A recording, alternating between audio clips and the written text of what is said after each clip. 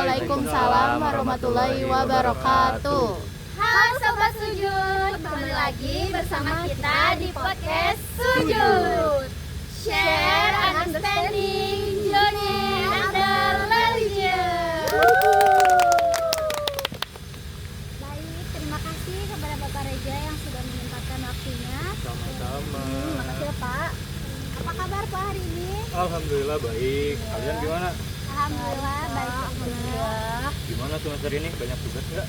Banyak banget. Semua mata Pak, hampir banyak tugas dan soal presentasi. Cuman ini yang enggak ya? Ya, tapi kan ini podcast Pak. Ini nggak kalah seru podcast ya? Iya, nggak kalah seru dong pastinya. Tapi agak grogi ya. Iya, walaupun tegang agak grogi nggak apa-apa, belajar ya. Belajar. Iya, belajar. Biar terbiasa. Gimana Pak kabarnya hari ini? Alhamdulillah baik Kak Hera. Kalian tadi katanya lagi banyak tugas, mudah-mudahan selalu dalam keadaan semangat. Amin. Makasih ya Pak. Jadi apa-apa nih? Tema kita hari ini apa nih? Apa tuh tema kita hari ini? Ya, Jadi tema kita di podcast Sujud kali ini adalah Islam dalam menjamin kebahagiaan dunia dan akhirat dalam konteks kehidupan modern. menarik banget ya judulnya ya. Nah, di dunia yang serba cepat ini apa? Kayak penuh notifikasi, penuh tekanan. Menurut Bapak nih, apa sih arti kebahagiaan itu? Arti kebahagiaan itu mungkin kayak kita duduk di sini juga mungkin mudah-mudahan bahagia ya. Amin. Bahagia. Ada banyak hal yang bisa kita pelajari, mulai dari pertama kita belajar karena di luar ruang seperti ini, di luar kelas ya, kita belajar pengambilan keputusan. Pertama ternyata dalam pengambilan keputusan itu sebagai apa ya, sebagai proses menuju kebahagiaan, karena kan pengambilan keputusan itu menghasilkan tadi ya, kita mau memilih bahagia atau enggak. Nah, kita kan hari ini sebelum kita bertemu ke tempat ini ya, ternyata kan ada cerita ya. Jadi kita dari mana, Jalan Peta ya, bagi kopi, kemudian sampai akhirnya kita pindah ke sini. Nah itu kan melibatkan sejumlah kalkulasi, pengambilan keputusan berdasarkan kalkulasi.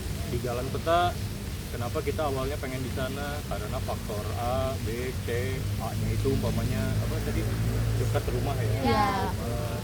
Tapi ternyata ada faktor yang sudah diperhitungkan, yaitu apa? Oh ternyata tempatnya memang ramai gitu. Tiba-tiba rame ya itu mah.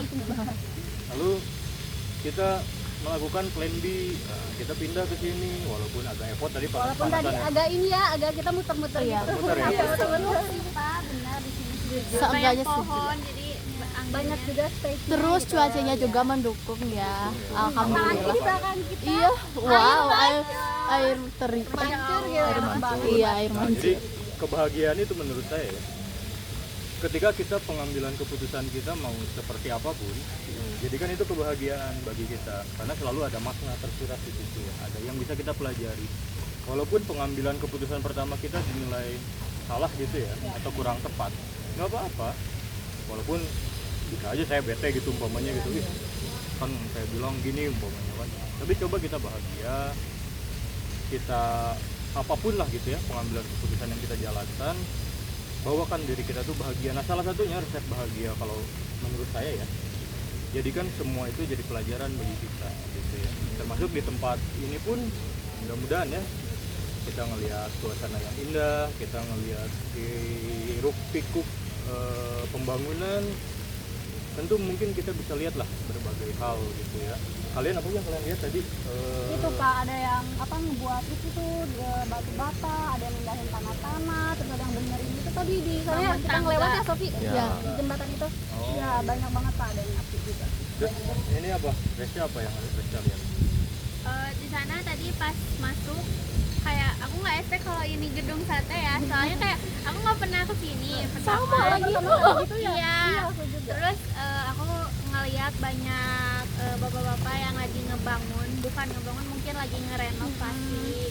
Terus ya cuacanya adem lah di sini. Tumben nggak hujan ya? Iya. karena sangat mendukung. Alhamdulillah cuacanya mendukung. Podcast Sujud.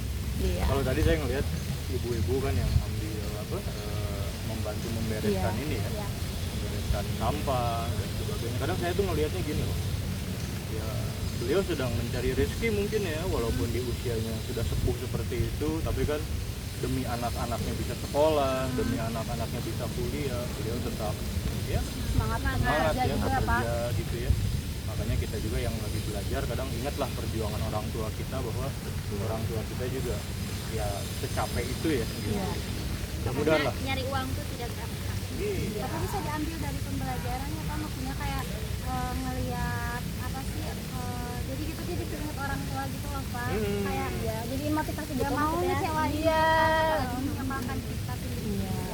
Nah, jadi tadi pengambilan keputusan itu walaupun kita harus berpindah tempat, jangan kita masukkan mindset bahwa oh capek nih gitu ya, nugasnya jadi ribet, jadi apa. Nah, kalau kita mengambil pengambilan keputusan ya tadi, ternyata dari berbagai angle ini tuh ada banyak hal yang bisa kita lihat. Nah, mudah-mudahan itulah yang membuat kita tuh selalu happy gitu ya. Walaupun di tengah berbagai keterbatasan lah ya, tentu kan keterbatasan itu selalu ada. Ya itu mungkin ya, menurut saya bahagia itu adalah kita yang menciptakan, Iya, betul. kita yang Jadi walaupun sederhana atau apapun itu tetap mungkin untuk bahagia gitu ya Pak. iya ya tergantung pikiran kita ya, kita mau bawanya bahagia atau kita bawanya mau bete gitu. Gimana kita, jadi kalau bete berarti kita menggunakan yang kemarin presentasi loh, Iya betul. jalur apa inget periferal. Nah, bete karena menggunakan regulasi emosi. Iya. Nah, kalau kita menggunakan jalur sentral, kita mencoba melihat lapisan kulit bawang terdalam. Kira-kira apa nih maknanya perpindahan dari titik A ke titik B? Kira-kira ada pelajaran apa? Kira-kira kita bisa melihat kebahagiaan apa gitu ya? Ya, ternyata dengan suasana yang tidak panas seperti ini juga alhamdulillah ya Iya, bahagia ya. alhamdulillah banget. Bahagia banget Mendukung. Banget.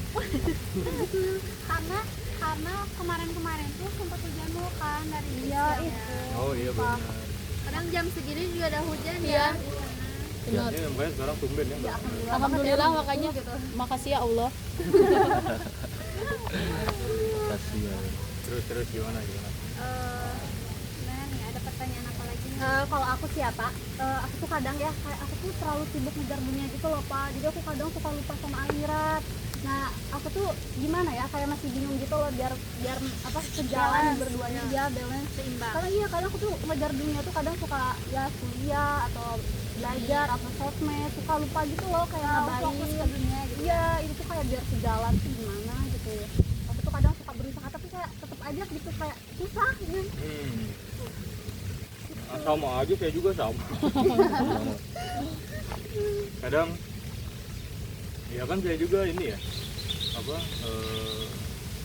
ya kayak datang ke sini kan juga bagi kalian menugas, bagi saya mah ya bekerja. Ini pekerjaan saya, Iya. Ya. bermain gitu ya. Dari satu sini ke sana lagi gitu ya Pak. Iya, tapi maksudnya gini, ya kadang ya itu ya yang sering kali kita tuh lupa gitu.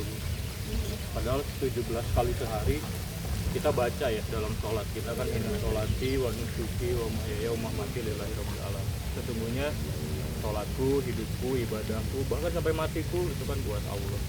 Tapi kadang ya itu ya, kadang kita lupa, kita datang ke sini teh buat apa? Buat Allahnya mah lupa, kadang buat Iya, tugas gitu. iya. Makanya tapi nggak apa-apa sih, kadang kesadaran itu kan nggak datang di awal ya. Kalau datang di awal namanya sadar.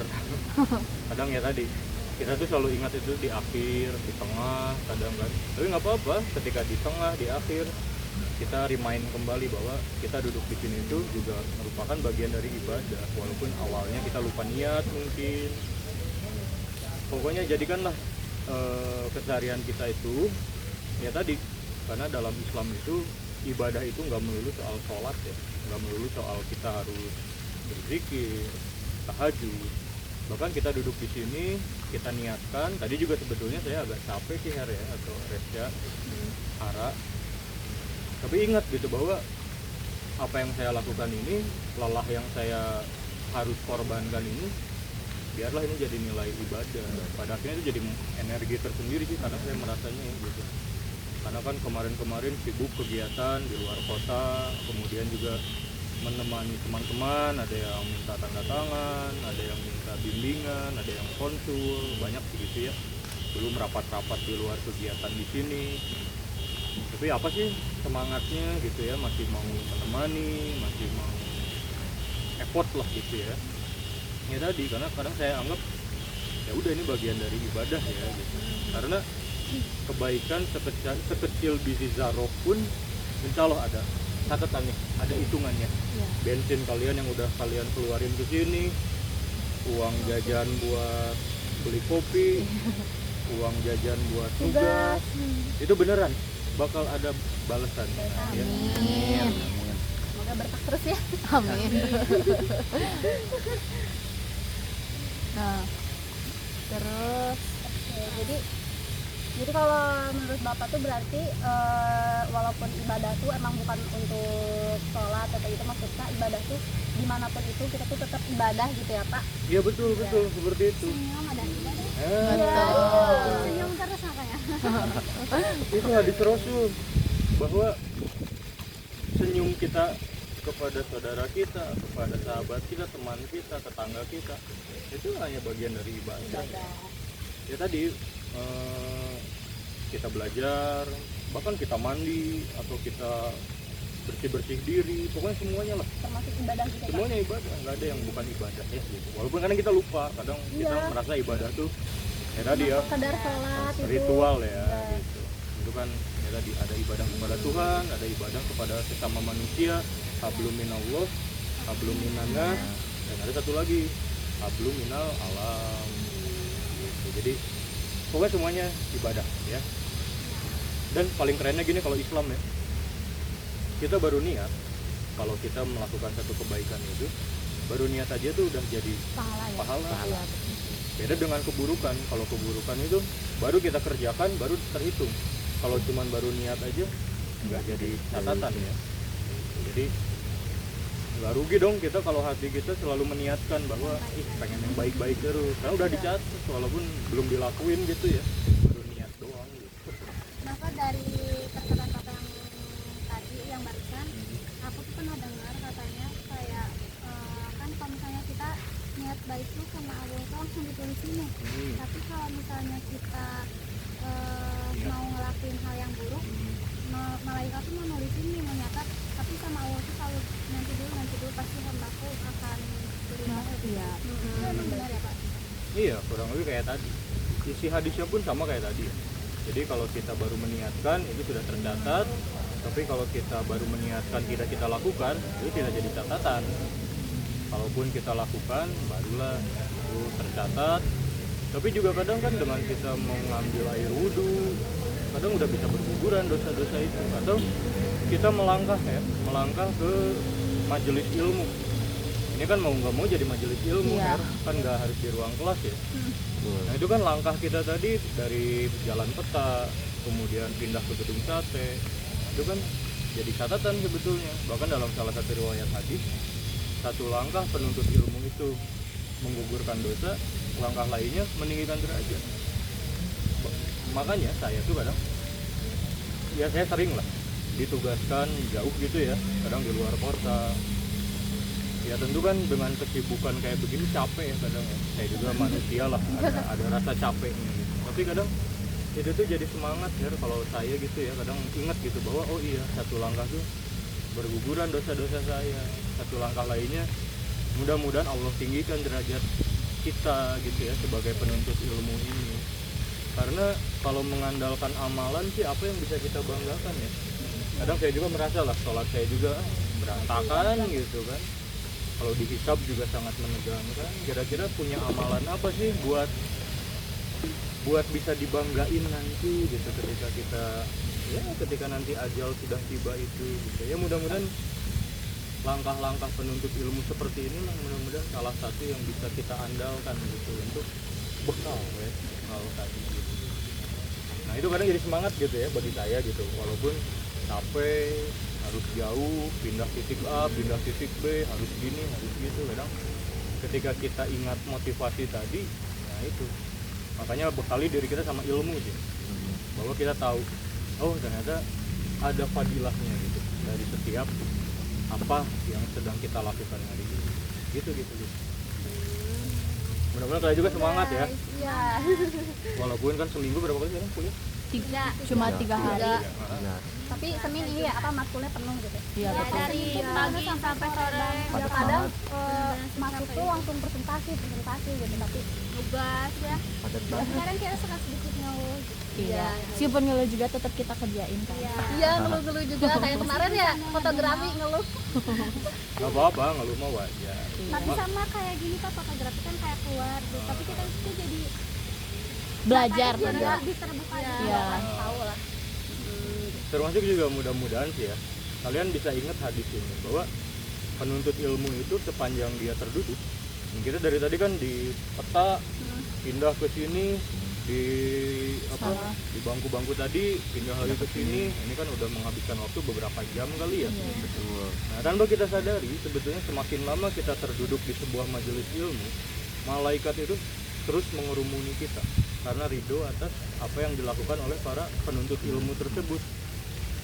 Bahkan dalam riwayat hadis, ikan-ikan, cacing-cacing itu terus mendoakan ampunan. Jadi sepanjang kita terduduk kayak begini tuh, semakin lama kita duduk, semakin terus dimohonkan ampunan dan semakin malaikat itu mengerumuni kita sebetulnya gitu ya. Jadi ya bahagia ya, maksudnya tanpa kita diem 1 jam 2 jam habis sholat istighfar gitu kan kita kadang, atau jangan kita lah, saya aja kadang nggak sanggup gitu Sofi kalau kayak begitu ya, habis sholat gitu langsung istighfar gitu ya 1 jam. Tapi kan dengan duduk seperti ini padahal cuma hahaha gitu kan ya, tapi tentu ada fadilah yang kita pelajari ya. Nah ternyata sepanjang kita terduduk tuh malaikat itu terus mendoakan ampunan bagi para penuntut ilmu itu. Jadi kita berapa jam nih, dari jam berapa ya? 11, 12, 1, 2, 3, 4 jam tuh. Wah, dimohonkan ampunan. Amin. Tepuk tangan untuk kita semua. Ya kadang itu kan yang suka lupa. Iya. Jadi kadang kita tuh ngerasa apa sih gue effort gini tuh gitu ya. Padahal tadi setiap keringat kita, lelah kita, jam yang kita habiskan untuk terduduk seperti ini, semua itu ada catatan. Jadi semangat lah. semangat Semangat. harus. Terus. Terus jadi Pak kan kata Bapak kayak seakan-akan kita tuh harus selalu berpikir, kayak aku nangkapnya ya kayak harus positif gitu ya berpikirnya, biar apa ya, biar kita juga ngejalaninnya tuh nggak Iya. Bahagia gitu. Iya. Nah aku tuh ya Pak, kalau misal aku dari kakak aku selalu bilang kayak kalau misalnya kita mau tidur nih sambil terus mau bangun, setelah bangun tidur tuh kita harus jangan langsung bangun gitu loh Pak, kayak kita harus mengucapkan syukur ke Ya, alhamdulillah. terus harus apa ya, harus mengucapkan hal-hal baik sih, bener Pak, ternyata kayak setelah aku terapkan ya, ternyata bener dari yang awalnya ke kampus tuh kayak malas gitu, besok aku ke kampus gitu, ternyata setelah aku bangun pagi dan mengucapkan hal-hal baik untuk diri aku sendiri, ternyata aku tuh lebih semangat gitu loh Pak. Ada bukunya ya dulu ya, buku terkenal tahun 2010-an lah ya itu, dari, koreksi kalau saya salah ya, Rhonda Byrne, judul bukunya The Secret, hukum tarik menarik. Jadi apa yang kita pikirkan itulah yang akan terjadi di hidup kita. Jadi kalau kita berpikir setiap kejadian ya, kalau pikiran kita negatif, maka negatif lah yang akan datang sebetulnya. Bete, capek betulan. Iya bener. Tapi kalau kita mensugesti diri kita, oh happy nih, oh ada pelajaran apa nih yang bisa kita dapatkan hari ini, oh ada cerita apa nih kita hari ini, nah, maka ya tadi hukum The Secret itu berlaku, yaitu hukum tarik menarik tadi. Jadi ternyata dalam ikhtisar buku tersebut bahwa kita adalah sutradara di hidup kita. Jadi kitalah yang menciptakan sebetulnya gitu. Ya alam semesta mah memberikan apa adanya kepada kita ya gitu. Tapi tadi kita mau jadikan itu kebahagiaan atau kita mau jadikan itu kegalauan, nah itu kita adalah sutradaranya. Kita mau mengarahkan jalan hidup kita itu ke mana, seperti apa. Kita sendiri juga Pak. Makanya nanti bagus sih. Nah, ini cerita deh. Saya dulu ya, saya kan hobi naik gunung, Jadi waktu S1 tuh Afjal, saya tuh hobi naik gunung. Jadi waktu di Gunung Cipurai di Garut, Oh iya. di Garut itu saya tuh kan ada kelihatan dari puncak gunung itu Gunung Ciremai ya. Terus saya bilang, ini saya bakal kesini nih. Taunya ternyata kejadian. Dan lucunya lagi, bukan lucu sih, ini saya mereminder cerita dulu ya gitu. Fun fact, di Ciremai di tahun berapa itu ya, 2013 kalau nggak salah, saya bilang ngayal aja gitu, ngayal apa, halu gitu, halu, anak zaman sekarang bilangnya halu gitu, nggak halu. Saya bilang ini saya bakal nginjek semua puncak gunung di Pulau Jawa. Nah itu kan bagi saya zaman dulu kan itu boleh dikatakan halus tadi ya.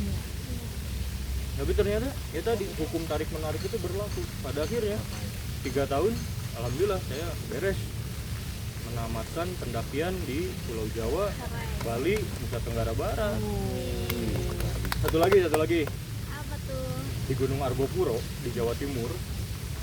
Itu dulu saya pernah, kan dulu kalau mendaki gunung itu kan kalau nyampe puncak suka bikin tulisan-tulisan gitu loh. Oh iya. Contoh kan kalau yang punya pacar apa Ada salam. I love you gitu ya, atau salam atau apa gitu kan ya. Saya juga sama dulu kayak gitu nulis saya nulis Dr. Beca Sardiansa Ensos. Itu halunya saya dulu, lulus kuliah aja belum. Manifesting. Manifesting. Apa sih manifesting? Artinya? Kayak harap. Ya, harapan. di masa depan gitu. Oh, nah itu. Kalau saya mah zaman dulu bilangnya tuh halu gitu ya. Bener, saya nulis itu. Nanti kalau nggak percaya nanti saya kirim fotonya ya. Itu tahun 2014. Lulus kuliah aja belum, masih kayak kalian gitu ya, masih belajar. Tapi kan ternyata masa depan itu nggak tahu ya. Ya. Kita di hukum tarik menarik berlaku karena kita yang menjadi sutradara di kehidupan kita. Dan pada akhirnya jadi betulan gitu. Makanya mungkin salah satunya ya dari cerita saya ini teman-teman mudah-mudahan nggak apa-apa lah berhalu-halu ya. Tapi aku juga kayak gitu loh Pak, beneran aku kayak selalu berharap sih pengen kayak HP baru, tapi emang apa ya, aku tuh sholat gitu kan, aku tuh selalu berdoa gitu kayak pengen HP baru gini, tapi nggak pernah ada, tapi seminggu 2 minggu sampai ya 2 tahun gitu, tapi akhirnya tuh kayak semua yang aku mau, yang aku harapin dari dulu, Ternyata apa yang kita lakuin sekarang tuh doa-doa Iya, Iya, kadang dari aku sebelumnya. kesel gitu loh, Pak, kayak nggak pernah kekabul, kayak aku jadi kayak nggak mau sholat gitu kan nggak pernah kekabul. Tapi setelah aku nerapin terus-terusan gitu kayak niat yang bener-bener niat gitu, yang ya udah niat dari diri sendiri, kekabul satu persatu tuh kekabul gitu loh Pak. Percaya aja ya ke diri sendiri. Kalau diri sendiri bisa sama gitu. usahanya juga Iya. harus Bener banget. Iya. Nah itu jadi hukum tarik menarik ya. Jadi apa yang kita pikirkan itulah yang akan menarik di kehidupan kita. Jadi ayo pikirkan hal-hal baik, pikirkan hal-hal besar. Kan saya nggak tahu ya sekarang kalian kan mahasiswi gitu ya. Tapi kan besok Majal nggak tahu, Afjal tuh mungkin menteri besoknya kan nggak tahu. Amin. Tapi Pak, kan ada aja orang yang misalkan dia tuh udah bermimpi banget nih, kayak misalkan ya aku pengen jadi ini, tapi dia tuh kehalang sama rasa insecure dia yang kayak aku mah kayaknya nggak akan jadi kayak gitu deh, soalnya aku mah orangnya kayak gini. Ada beberapa ya kayak insecure lah pokoknya. Nah itu tuh kayak gimana buat ngelawan si rasa insecure itu teh? Bagus. Ya tentu saya juga kan ya tadi ya zaman dulu ya namanya mahasiswa ya uang jajannya kan terbatas ya. Sementara kan mimpi kayaknya setinggi langit banget gitu ya. Panjang ya. Ya kan halu ya. Iya. Itu mah halunya berlebihan, nggak nyadar diri gitu, nggak ngukur diri. Bapak pernah insecure nggak dulu? Sering banget. Nah tapi tadi jangan sampai rasa insecure kita itu mengalahkan Keinginan kita Pak. optimisme kita. Jadi kita dalam hidup ini harus selalu optimis. Karena saya dan teman-teman itu sama ya. Kita punya waktu sama. Berapa? 1 kali 24 jam. Kita makan yang kita makan sama. Saya makan nasi gitu kan. Saya nggak punya privilege makan saya mah apa gitu ya. Kita sama. Sama. Atau bahkan bisa jadi mungkin kalian bisa jadi yang lebih memiliki privilege ketimbang saya gitu ya. Tapi kan tadi jangan sampai rasa insekuritas ini mengalahkan optimisme, karena kun fayakun kan dalam Al-Qur'annya kalau kita baca surat Yasin tuh kan. Jadi apa sih yang nggak mungkin bagi Allah gitu ya? Membuat langit dan bumi ini aja tetap beredar pada porosnya mampu, memberikan rezeki kepada cicak, kepada semut, kepada gajah. Itu kan gajah sekali makan berapa ton itu jauh? Iya. Kuda Nil sekali makan, masa kita nggak sanggup gitu loh? Kan kita ada harapan yang lebih daripada sekedar kecemasan kita gitu. Kenapa kita cemas? Kita cemas itu karena kita mengandalkan kemampuan kita sendiri, biasanya begitu. Mengandalkan kecerdasan kita, mengandalkan keluarga kita. Kita lupa nggak tersambung sama Allah yang memang menggenggam segala-galanya. Makanya kita putus harapan tadi. Tapi sementara kalau kita berharap kepada zat yang memang menggenggam diri ini ya tadi, apa sih sulitnya bagi Allah gitu ya, hanya sekedar memberikan saya makan, minum gitu. Itulah teman-teman. Terima kasih. Oh iya Pak, aku tuh kan kadang suka kayak ngelihat di zaman sekarang tuh orang-orang tuh pada hedon kan ya. Terus cara biar kita enggak iri sama kehedonan mereka tuh gimana sih? Soalnya kan kayak kadang suka ngerasa kayak Insecure. iya insecure. Iya, nah kayak gitu gimana sih? Pause dulu, pause. Yang di stop. Tuh. Nah, Tadi deh nanya apa, Sofi? oh iya, Tadi kan di Pak, pause dulu teman-teman. iya, Adan asar. iya. Kan Pak di zaman modern sekarang tuh orang-orang tuh serba hedon ya. Terus kayak gimana sih biar kita tuh nggak iri sama pencapaiannya orang-orang, kayak kita tuh bersyukur atas apa yang udah kita milikin, biar enggak sama yang lain gitu. iya biar gak iri ke yang lain lah intinya mah. Iya. Nah biar gak kayak gitu teh gimana sih Pak? Sekarang itu di kajian sosiologi dikenal yang namanya FOMO ya, Iya. fear of missing out. Nah juga, tapi satu yang harus kita ingat, karena orang itu update itu pasti yang happy-happynya. Nggak ada kan orang lagi kena musibah lalu dia pamerin musibahnya, kan nggak ada ya. Nah, jadi itulah yang kata Shakira kemarin kalau kalian ingat. First and second account. Bukan, teori dramaturgi. Teori dramaturgi itu, jadi para ilmuwan itu melihat bagaimana panggung depan dan panggung belakang. Nah di panggung depan orang itu cenderung menampilkan yang happy lah gitu, yang bagus-bagusnya, yang indah-indahnya. Bahkan sekarang kan diperparah sama apa, filter. Jadi kan wah makin, saya juga kalau pakai filter TikTok tuh Beda banget. virus kan. Nah itulah yang orang komunikasi pelajari melalui teori dramaturgi tadi. Bagaimana panggung depan, bagaimana panggung belakang. Nah ya kita ingat aja itu bahwa media sosial itu kadang fake ya. Iya. Fake itu dalam artian tidak menampilkan realita yang sebenarnya gitu. Nah tapi kita sebagai orang yang belajar, apa yang harus kita lakukan? Jadi jangan berbohong, kita mah jujur aja, jadi diri sendiri aja gitu ya. Kita orangnya begini ya tampilkan lah gitu, apa adanya. Walaupun kita tahu teknik pencitraan, kita tahu branding, personal branding, tapi ya tadi kita tempatkan itu secara bijaksana gitu ya. Jadi dalam artian tidak sampai membuat kita itu lupa kalau kita itu sedang pakai topeng gitu loh. Jadi ada waktunya kita pakai topeng tadi, personal branding untuk urusan profesional ya. Tapi kembali ke rumah, kembali ke lingkungan sosial, ke teman-teman, ya kita kembali aja, kita lepas topeng kita ya inilah saya yang begini adanya gitu ya. Nah kadang yang jadi bahaya repot itu sekarang itu orang itu lupa mana topeng yang dia pakai dan mana wajah dia sebenarnya. Nah, tapi kalau untuk urusan bersyukur ya tadi ya, makanya media sosial itu rentan membuat kita tuh iri dengki kadang ya. Dan kadang bijak-bijak lah bermedsos kali ya. Ya tadi karena kita kan nggak tahu ya perasaan orang yang melihat medsos kita tersebut gitu. Tapi ya yang penting mah kita, semoga kita pribadi mah dijauhi lah dari iri dengki gitu ya. Dan ingat kalau kita ngelihat pencapaian orang, tentu apa yang orang dapatkan itu kan tidak ujuk-ujuk ada ya. Pasti ada usaha. Iya, yang harus kita lihat itu justru orang bisa begitu tuh seperti apa sih proses di belakang layar sehingga orang itu bisa seperti itu.